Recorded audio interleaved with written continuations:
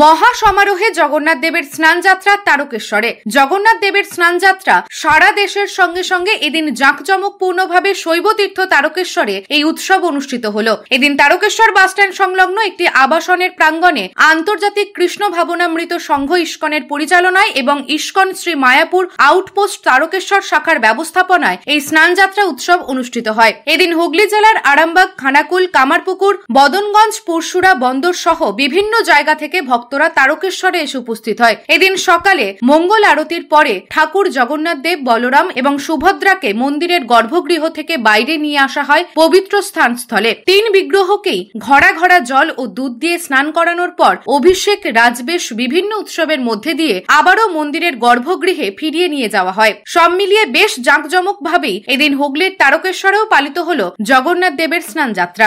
আমাদের তারকেশ্বরের এই রথযাত্রা শুধু তারকেশ্বরের নয়, হুগলি জেলাবাসীর মধ্যেও একটা উদ্দীপনা সৃষ্টি করেছে।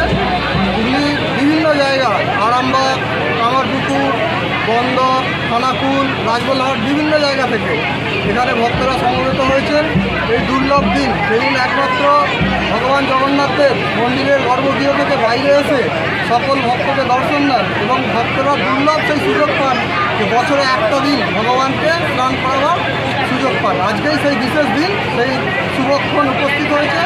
আমরা ধর্মীয় রীতি নিয়ম মেনে আচার অনুষ্ঠানের মধ্য দিয়ে সেই কার্য, আমাদের এটা তারকেশ্বর ইস্কন শ্রীরাম মায়াপুরের অনুমোদিত ইস্কন আউটপোস্ট সংস্থা।